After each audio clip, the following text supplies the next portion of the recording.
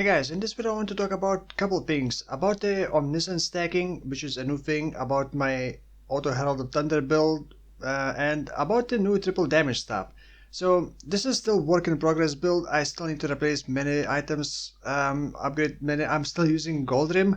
So, and I only got a 5 link. So the clips that you're gonna see are like all the way from Yellow to the map. Like in the past, I did quite, I wouldn't say a lot of Herald of Thunder builds, but I did quite a few Herald of Thunder builds. A normal Herald of Thunder build, non-crit, cheap budget, then there was a poison, there was a chance to deal triple damage, elemental, and this one is just pure triple damage. And this is coming from the Annihilating Light, sorry. This stuff is just OP in terms of damage. But this is probably gonna be my squishiest Herald of Thunder build, but also with the highest damage. The tricky part is, at least for me, how to decide how much squishiness can I allow myself to have, because damage is just insanely easy to get on this one. This one rolls from 60 to 70% reduced elemental resistances, which means some people still confuse this. This is not like a negative resistance, but if you get 100%, you will never have resistances, no matter how many millions of resistances you would get. 100% reduced would mean you cannot get more than 0 resistances. It's actually very difficult to cap your resistances with this stuff alone. So I fought that, and I'm not the only one. There seems to be quite a lot of people who fought of the same annihilating stuff, Annihilating Light combined with the new Omniscience, because I'm gonna explain about Omniscience in a moment. With this Omniscience you also get elemental resistances and elemental penetration, and you don't need to worry about meeting attribute requirements for your items. So you basically stack Omniscience and counter the negatives of the staff and also get the damage. The tricky part is just gonna be not being squishy and being able to survive. Now for starters, if you're gonna be interested in this kind of build, it's very cheap to set it up, and it's below 2 exalts, even including 5 link Inpulsa. The core items are very cheap. The rings probably are the most expensive, like 40 hairs each, with the higher frequency of Herald of Thunder procs. The staff is like less than 10 hairs, and the amulet is also around 10-15 hairs. And that's all you need basically to start. The rest of the items, you're gonna be trying to min-max. You can start with bad rares, even gold rim, but you're gonna be very squishy at the start. But that doesn't matter because you're gonna be breezing through enemies and killing very fast, and it's very satisfying to map with this at lower level maps. You don't really need that much tankiness, and even if you die, whatever, you just come back. Like normally when you're building a Herald of Thunder build, use Inpulsa, use Stormgift Gloves, which basically Herald of Thunder cannot shock, and the Inpulsa requires enemies to be shocked to explode. By the way, Inpulsa explosions have changed the visuals. So you want enemies to be shocked, but Herald of Thunder itself does not proc shocks. So normally you will use Stormgift Gloves. When you kill an enemy, it's gonna shock surrounding enemies, and that's gonna proc the Inpulsa explosions basically. It's gonna shock enemies, and those dying enemies are gonna explode. It's basically like a chain reaction becomes.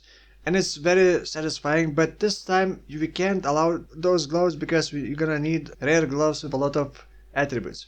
So the Omniscience, this can be a bit confusing, but Omniscience is basically a new attribute. Rename the word strength, dexterity and intelligence and attributes into Omniscience, and it's gonna be very simple to understand. And I'm gonna also mention the limitations, because there are some, not really limitations, but tricky things that you may not have thought about. So the amulet itself is actually very strong. Some people already started doing the builds around that, and it's very strong. You are getting so much penetration with this amulet, it's just crazy. Even I am currently right now sitting at 134% lighting penetration. No lighting pen gem, no exposure, nothing. Just the base stats. I'm currently sitting at almost 1300 Omniscience. So you're getting a lot of penetration. You also don't really need to worry about elemental resistances unless you're using the staff, but you just need to stack more, I guess. And you also, the requirements for your items and skill gems and all the other things, you're gonna need a couple of hundreds of Omniscience when you transition into this amulet. This is level 61 amulet. So you're gonna have to prepare a couple of hundred Omniscience before transitioning. And then you basically use the last line. I want to simplify, but I feel like I'm rambling and not really making that much sense. I hope you still understand. you are getting, it doesn't matter like if you're getting let's say 100 flat strength or 100 flat dexterity, it's gonna add the same amount of omniscience. And if you are getting things that increase strength, increase intelligence or dexterity, again replace the word strength, intelligence, dexterity and attributes with omniscience, and it's going to be much simpler to understand. From this you're getting plus 42 omniscience and then plus 45 omniscience. However, items like this, 35% increased dexterity and intelligence, is only gonna grant you 35 omniscience. These like combined attributes don't stack into like double attributes.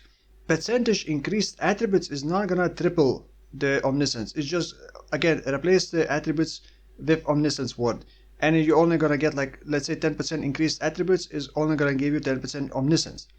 But the item like the Black Sun Crest, which can roll up to 15% increased strength, intelligence and dexterity, is actually giving you up to, well, potential up to 45% omniscience. And this item is very powerful and also very expensive. If we try to roll, let's say 14%, boom, 7 Exile cheapest.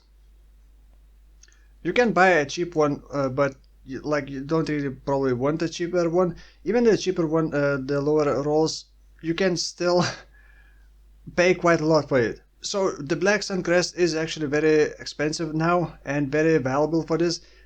However, and I would say buy this helmet as soon as possible and you can divine later. The main issue is that your strength no longer grants you life, your intelligence no longer grants you mana or percentage energy shield, dexterity no longer grants evasion or accuracy.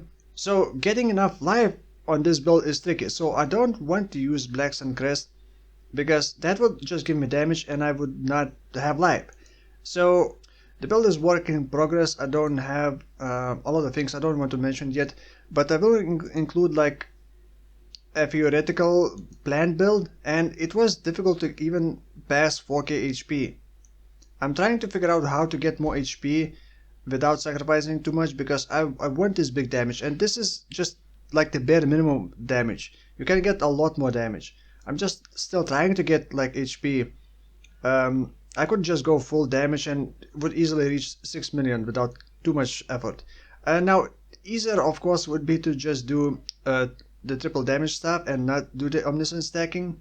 Then you could just use normal Inpulsa, the Storm Gift gloves, the Mage Blood if you can afford that, and the itemizing would be a lot easier. But then all of your items would have to actually get all resistances. Now, some people keep questioning how to survive the damage from the Storm Secret Ring. It's actually very simple. You don't really need. You just cap lighting resistances, then the damage automatically is going to be reduced by 75%, but unless you get more maximum lighting res, and then you get recoup nodes. So you do damage to yourself through the rings, and then you recoup part of the damage as regen over 4 seconds, and then get leech. You can get leech even. Well, actually, getting leech would be now trickier now because you need leech on gloves, and this is actually a bug currently, or at least not intended. It should not be 2% lighting damage leech as life. It can even be 4%. It's supposed to be 0.2. So after the next patch, this leech is going to be nerfed, but even 0.2% lighting leech should be enough on the gloves. And you can just get these influence stuff, lesser eldritch ichor, ichor, and just spam it on the gloves until you get lightning leech. Now, Inpulsa alone is not really gonna do anything unless you shock enemies, and you're not really shocking enemies with the Herald of Thunder. However, you are constantly doing damage to yourself, so you can very easily use cast when damage taken, level 1, with Arc to match the level required, and then Elemental Proliferation, or you can invest a bit extra on the gloves as with the lesser Eldritch Ember, and just spam it until you get shocks you inflict spread to other enemies within a radius of 12. And the arc is basically gonna hit the enemies a couple times, and I chose arc because it travels to enemies and reaches enemies very quickly. As soon as you proc it, it just quickly bounces between enemies, shocks those enemies because I always shock with the Elementalist, and proliferate those shocks to other enemies. And then something explodes, and then all the other enemies also get damaged by that and explode. By the way, the deal triple damage with elemental skills emphasis on skills. That is not going to amplify the Inpulsa explosions, sadly. However, Omniscience will, because Omniscience is just global elemental penetration. And the Inpulsa explosions do lightning damage, and they will have a lot of penetration as well. So Inpulsa explosions are going to be very strong. So that's the trick of how to kind of automate the shocks, and to survive just need leech and some recoup, and obviously, well, you're gonna be squishy, you're gonna need to use life res. Now another thing, I am constantly getting endurance charges through this node, inexorable. We'll see if I have enough points, get another endurance charge. That would also give me a bit of regen, so that's like 0.8% regen, an extra endurance charge, which is physical mitigation, and some, well, 4% all resistances. Now another trick is Brittle Ground. The Brittle Ground is the new thing, and it potentially is extremely strong, especially on minion builds. But if you want to check more information about minion use for this, check guys' videos. Brittle Ground basically gives you 5% global critical strike chance if enemies are standing on this Brittle Ground. The AoE is super small, and you basically, as a Herald of Thunder build, you're basically constantly moving. So you can't just move through the enemy, drop the Brittle Ground, the enemy is going to be on the Brittle Ground, hopefully, and the Herald of Thunder strikes against that enemy will have base critical strike chance, because Herald of Thunder does not normally have base critical strike chance. And we want that to proc Elemental Overload, free damage. However, it's not very reliable, so I'm working on getting a second cluster jewel with a bit of base critical strike chance for Heralds. And the support gems that I'm going to be using right now, it's level 21 Herald of Thunder, linked with Elemental Focus, either lightning damage. I would want to get Awakened, but the currency is not abundant for me right now. And then Energy Leech, because you're always going to be losing Energy Shield because of rings, and you can always benefit from Energy Leech, which is pretty strong multiplier as well. And then Innervate will be replaced later with the Hypothermia, because as Elementalist I decided to go a bit unusual route. Normally you would just take these, but I am getting so much penetration right now that this isn't as strong, and I currently don't have automated way of applying exposure. And then this one obviously does give more damage, and I would want that, but I also like to survive more. So I took the Golem nodes, and the Golems seem to be providing quite a decent amount of tankiness. Like, I got estimated physical damage reduction 49, that's without endurance charges, and I can hit the flask to get a bit more armor. So I am using Stone Golem for regen. What is this? Over 400 life regen right now. Then I got Chaos Golem for physical mitigation, and Flame Golem for increased damage. Just generic global increased damage, which is very nice. And the Golems are immune to elemental damage, so they are not that squishy. I actually decided to go with Shaper of Winter as well. Obviously you want this first, but then I decided to go with this. All damage with hits can't chill, so basically my Herald of Thunder would also... I actually just realized that I am using Elemental Focus, so it does chill. Okay, my Herald of Thunder is not really chilling enemies, but the cast with damage taken arc is chilling enemies. And it is slowing enemies down, movement speed, action speed, attack speed, cast speed. And I can use Hypothermia, which is actually pretty high damage multiplier. Since Herald is not really... it doesn't scale with spell damage, you cannot add flat damage to spells to Herald. So it doesn't have as many support gems to use.